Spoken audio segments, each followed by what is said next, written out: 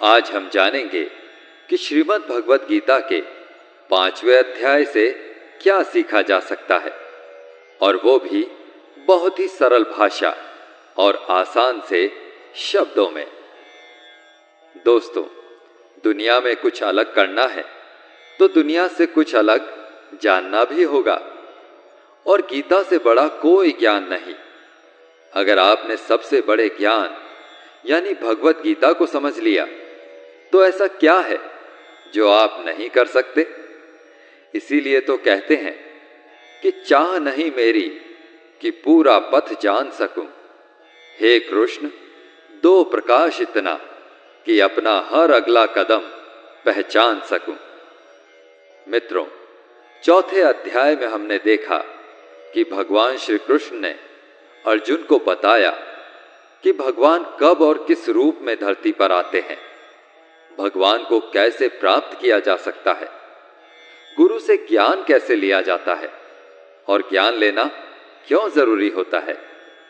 श्रीमद् भगवत गीता के 5वें अध्याय में हम जानेंगे कि भगवत प्राप्ति के लिए सर्वोत्तम मार्ग कौन सा है, अपने लक्ष्य को कैसे प्राप्त किया जाता है, और किस तरह से हमारा शरीर हमको आलस में बांधने की कोशिश करता है और उसका उपाय क्या है। श्रीमद् भगवत गीता के 5वें अध्याय की शिक्षाओं की इस अलौकिक यात्रा पर श्रीमद् भगवत गीता अध्याय 5 कर्म संन्यास योग। इस अध्याय में कर्म संन्यास के मार्ग की तुलना कर्म योग के मार्ग के साथ की गई है। इस अध्याय में श्री कृष्ण बताते हैं कि दोनों मार्ग एक ही लक्ष्य की ओर ले जाते हैं और हम इनमें से किसी भी एक का चयन कर सकते हैं। लेकिन कर्म का त्याग तब तक पूर्ण रूप से नहीं किया जा सकता जब तक मन पूर्णतः शुद्ध न हो जाए, और मन की शुद्धि भक्ति के साथ कर्म करने से प्राप्त होती है। इसलिए अधिकांश लोगों के लिए कर्म योग उपयुक्त विकल्प है। कर्म योगी अपने सांसारिक दायित्वों का निर्वहन शुद्ध बुद्धि के साथ करते हुए अपने कर्म फलों की आसक्ति का त्याग कर उन्हें भगवान को अर्पित करते हैं। इस प्रकार से वे पाप से उसी प्रकार से अप्रभावित रहते हैं जिस प्रकार से कमल के पुष्प का पत्ता जल में तैरता तो है किंतु जल उसे स्पर्श नहीं कर पाता।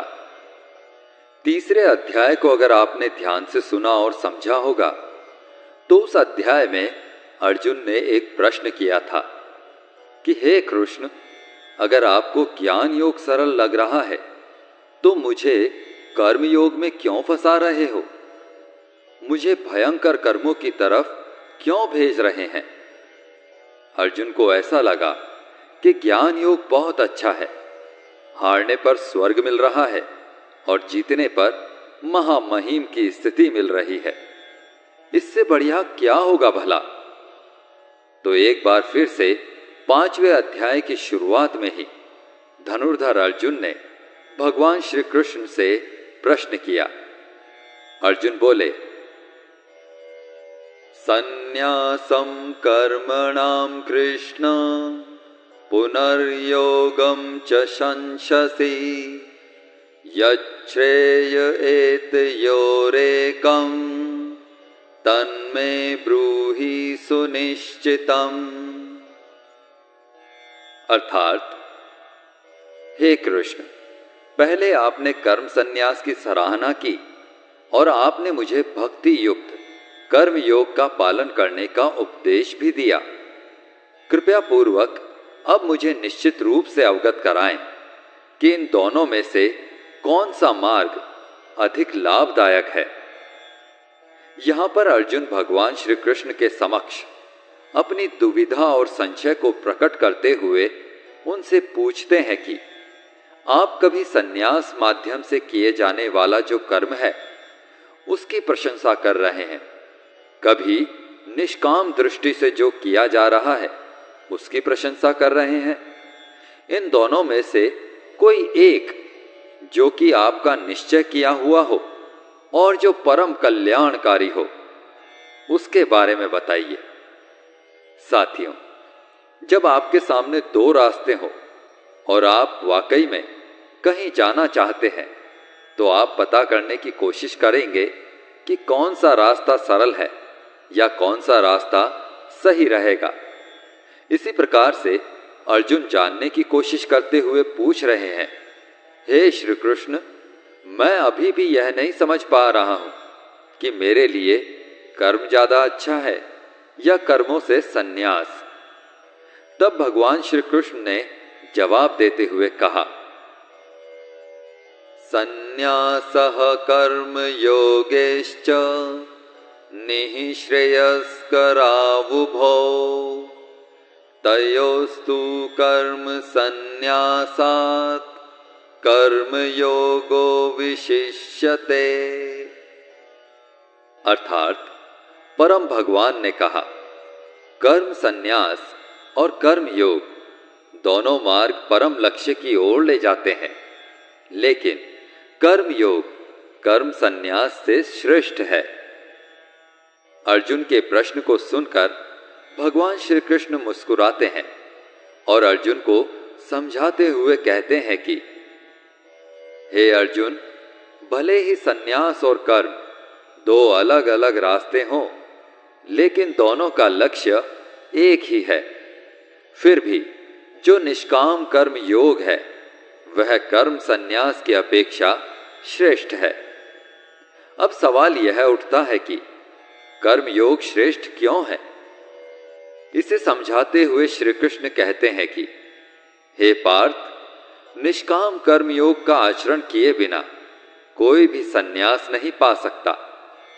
संन्यास का मतलब है सर्वस्व का न्यास हो जाना, अर्थात सारी इच्छाएं मिट जाना।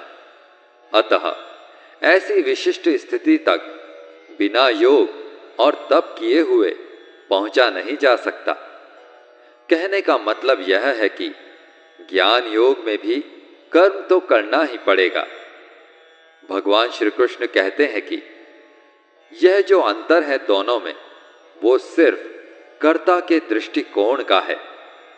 निष्काम कर्म योग सबसे सरल प्रतीत होता है, जहां कर्म करते जाइए, ध्यान करते जाइए, ज्यादा फल की चिंता मत कीजिए।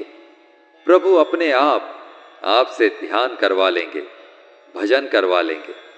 जब निष्काम कर्म योग आप करते हैं, उस रास्ते पर चलते हैं, ध्यान करते हैं, योग साधना करते हैं, और जब पराकाष्ठा पर पहुंच जाते हैं, यानी कि मुक्ति तक पहुंच जाते हैं, योग से युक्त हो जाते हैं, तब अंततः भगवत प्राप्ति होती है। इस प्रकार योग युक्त पुरुष के लक्षण क्या हैं, यह भी भगवान बताते हैं। श्री कृष्ण कहते हैं, जो व्यक्ति अपने मन को भटकने नहीं देता, जो कर्म करके भी यह समझता है कि कर्म उसने नहीं बल्कि परमात्मा ने किया है, और जो सभी जीव जंतुओं को उसी परमात्मा का हिस्सा मानता है, वह मनुष्य मरने के बाद परमात्मा में ही मिल जाता है। जिस तरह कमल कीचड़ में होता है और उसका पत्ता पानी के ऊपर तैरता रहता है, लहरें आती हैं, रात दिन आती हैं, लेकिन अगर आप पत्ते को देखेंगे तो वह सूखा ही रहता है। पानी की एक भी बूंद उस पर टिक नहीं पाती। कमल कीचड़ और पानी में रहकर भी उससे लिप्त नहीं होता। ठीक ऐसा ही योग युक्त पुरुष भी होता है, जो कर्म से लिप्त नहीं होता है, लेकिन कर्म करता चला जाता है, जिससे वह परम धाम या मोक्ष को प्राप्त कर सकता है।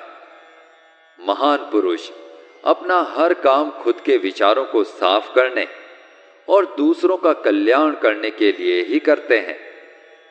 परमात्मा कभी भी मनुष्यों को बुरा काम करने के लिए प्रेरित नहीं करते, बल्कि लोग खुद ही अपने क्रोध और मोह में आकर बुरे कर्मों के साथ साथ उनके फलों का भी निर्माण करते हैं। मैं तो बस उनका फल उन्हीं को वापस देता हूं। इस शरीर को चाहे कितना ही सुख दे दो, उसकी इच्छाएं तब भी पूरी नहीं होती। इसलिए हे अर्जुन, तेरे जैसे बुद्धिमान व्यक्ति को शरीर की इच्छाओं में मन नहीं लगाना चाहिए। इस संसार का असली योगी तो वो है जिसने अपने शरीर का नाश होने से पहले अपने क्रोध को नष्ट कर दिया, जो संपूर्ण प्राणियों का हित करता है, जिसका मन किसी भी कर्म में बंधता नहीं है और जो अपने भटकते हुए मन को एक जगह केंद्रित करके परमात्मा को याद करता है, वही व्यक्ति सुखी भी है और परमेश्वर सहित सबका प्यारा भी है। हे अर्जुन, ये इंद्रियां, मन, बुद्धि, इच्छा, आशा, डर और क्रोध ही तेरे शत्रु हैं। इनका त्याग कर। वो जो मुक्त पुरुष हैं, वो मुझे यज्ञ और तपों का भोगने वाला, संपूर्ण लोकों के ईश्वरों का भी ईश्वर, संपूर्ण प्राणियों का स्वार्थ रहित सच्चा हितैषी जानकर शांति को प्राप्त होता है। श्री कृष्ण कहते हैं कि उस पुरुष के श्वास और प्रश्वास के यज्ञ और तप का जो भोगता है वो मैं हूं। यज्ञ और तप अंत में जाकर के जहां विलय हो रहे हैं, जहां वो ध्यान जाकर के विलय हो रहा है, वह मैं ही हूं। वो मुझे ही प्राप्त होता है। यज्ञ के अंत में जो शांति मिलती है वो मेरा ही स्वरूप है। साथियों, हमारा शरीर हमेशा आराम की स्थिति में रहना चाहता है, क्योंकि प्राकृतिक रूप से शरीर एक निर्जीव चीज है, अगर उसमें आत्मा ना हो तो। लेकिन हम यह सोच लेते हैं कि मैं तो शरीर हूं, ये मेरी आंखें हैं, ये मेरे हाथ हैं और अब मेरा शरीर मुझे सोने के लिए बोल रहा है। तो इसका मतलब यह है कि आपका शरीर आपकी बुद्धि पर भारी पड़ चुका है।